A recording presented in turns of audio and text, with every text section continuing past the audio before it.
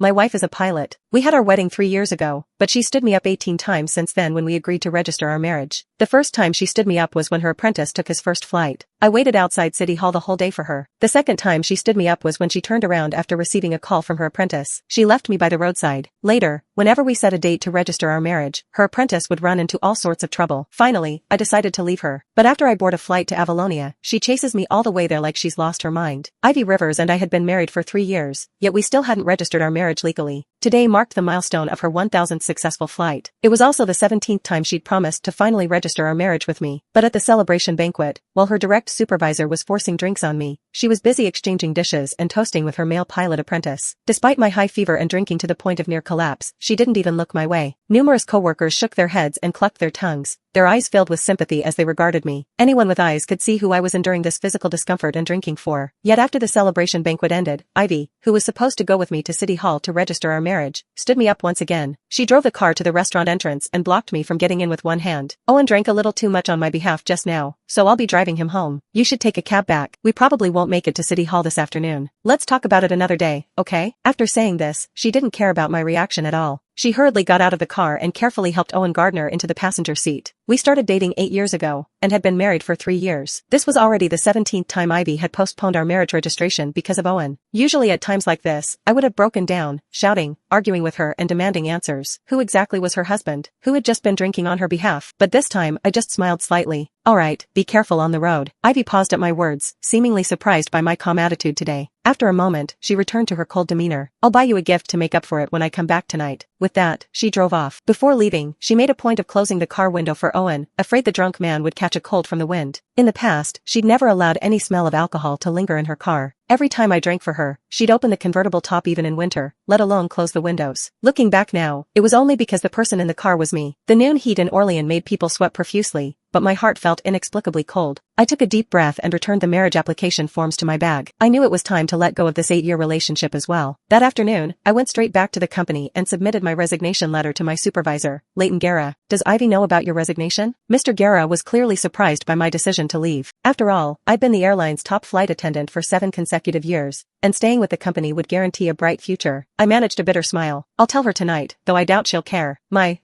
These past few years, you two flew new routes together and won company awards together. The CEO even attended your wedding personally 3 years ago. Everyone was so envious, but I suppose. Mr. Guerra trailed off with a long sigh, his voice full of regret. Yes, those were indeed beautiful memories. But memories were just memories. We could never go back. After submitting my resignation, I returned home around 10 p.m. The house was eerily quiet and empty. On my phone, a social media post from Owen popped up because he'd specifically tagged me. The caption read, "Special thanks to my beautiful mentor for staying by my side all afternoon. As a thank you, I'm taking her to Marcus Vale's concert tomorrow. Looking forward to it." I knew then that Ivy, who'd said she'd come home at noon, wouldn't be returning. This had happened too many times in our 3 years of marriage. After making myself a simple bowl of instant noodles, I opened my email. Looking at the job offers from over 10 airlines across different countries, my cursor landed on the one from Meridian Airways in Avalonia. Without hesitation, I clicked accept and booked a flight to Avalonia for the day after tomorrow. 5 years ago, when Ivy was flying to Avalonia, she encountered the biggest incident of her career. Since then, that word Avalonia had become her taboo. Not only did she refuse to fly there herself, but she hadn't let me fly that route once. Ivy, once I go to Avalonia, we'll probably never see each other again in this lifetime, I murmured to myself. The next morning, I woke up and started packing my luggage. I was halfway through when Ivy came home looking exhausted. Following her through the door was a strong scent of men's cologne that caught me off guard. Ivy hated the smell of cologne. Every time I used it, she would scold me, so I hadn't used any cologne for a long time.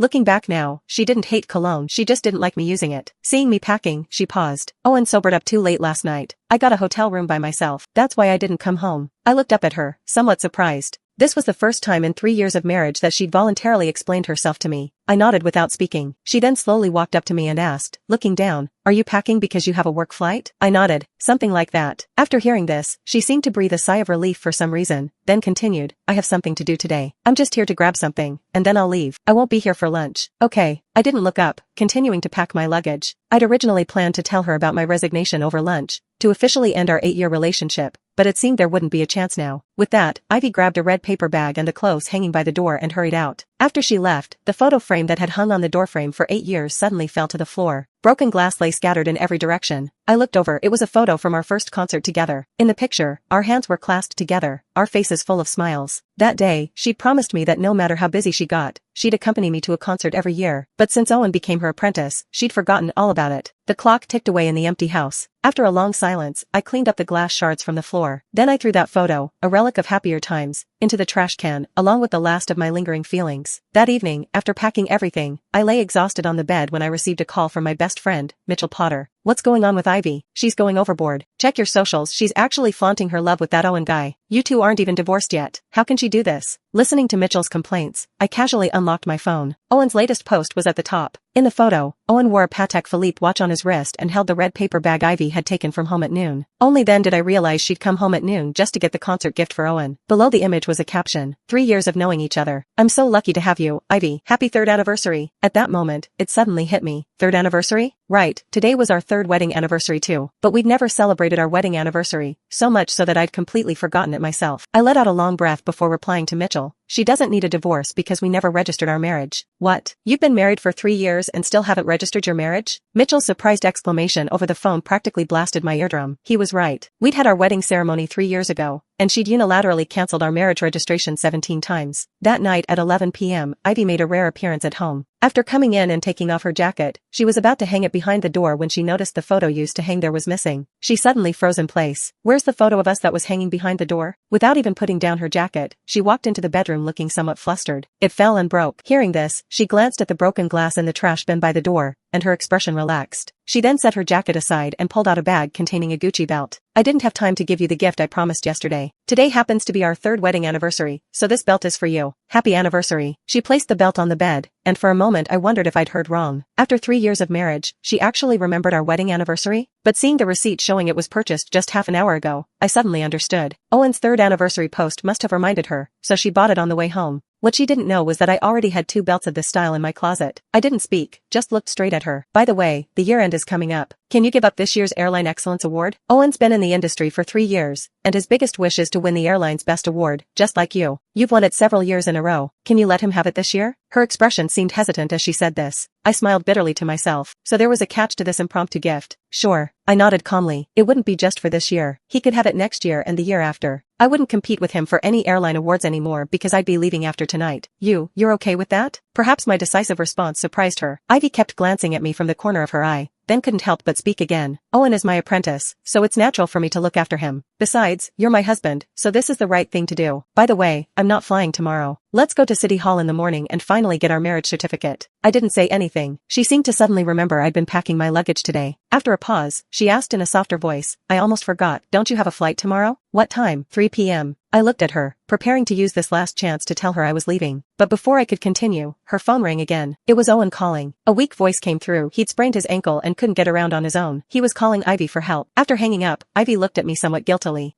Owen's in a bit of trouble. He can't handle it alone, so I might need to go over." She said this almost tentatively, as if asking for my approval. I held back what I wanted to say, forced a smile, and nodded. "It's fine. You should go." She seemed relieved by what I said. She immediately stood up and said before leaving, "Your flight's at 3 p.m., so there's time. We'll go to City Hall at 10 a.m. Don't worry, I'll be there no matter what happens this time." I couldn't help but smile bitterly. In the end, she still hadn't given me the chance to break up with her face to face. The next morning, I finished packing and headed straight to the airport instead of City Hall. By noon, I still hadn't received a call from Ivy asking why I wasn't there. It wasn't until the afternoon, when I was about to board, that I got a message from her. "Sorry, Owen wasn't feeling well today. I just got done taking him to the hospital. I couldn't make it to City Hall today. I'll go with you first thing when you get back from this trip." Looking at this message, I felt nothing inside. As expected, she missed the 18th attempt at registering our marriage. "There's no need, Ivy. I've resigned and I'm flying to Avalonia. After today, we won't see each other again." I sent her this final message and prepared to turn off my phone. But the next second, the chat window that had been silent for so long began buzzing frantically.